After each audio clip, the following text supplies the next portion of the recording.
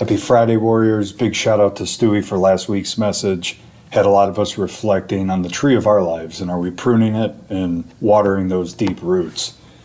A ton of feedback on this week's daily motivations. It seemed a lot of these were meeting you where you're walking in your journey, and I really enjoyed the dialogue back and forth. Keep those messages coming. They are definitely the fuel in the tank that keeps this engine driving.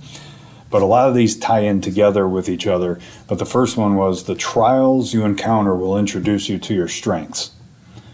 And sometimes it's almost impossible to see that in the moment when you're going through those trials. And that's why we need a community around us, the ability to be vulnerable with that community, for them to give us feedback and for us to open up so we can shine some light in the dark areas of our lives.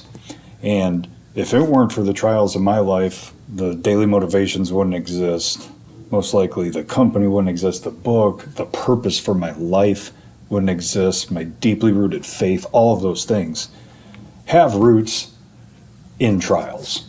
So if you're going through a trial right now, just remember that it can turn into a strength, and it will if you let it.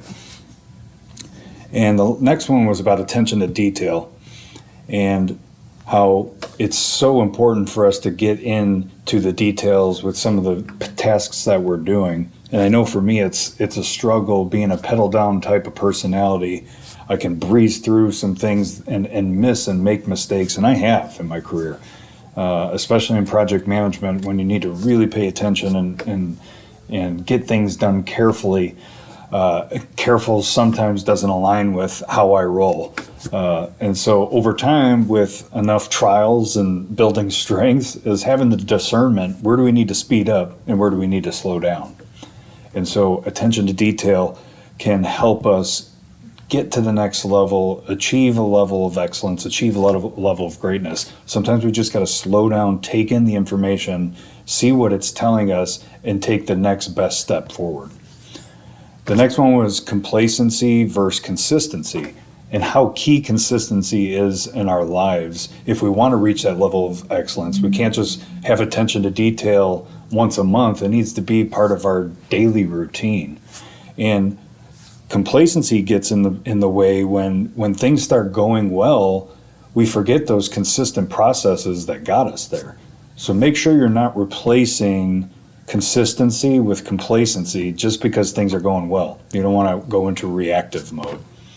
And then the last one was from a message shared at church this past week from Willie Robertson, the Duck Dynasty guy. And at the end of the day, he just said, get up, get out there, and get after it. And sometimes we can overcomplicate the things we want to share in our heads, thinking we're not good enough, we're not smart enough, we're not sound enough with knowledge of the Bible. And sometimes it's as easy as just sharing your testimony and helping somebody out.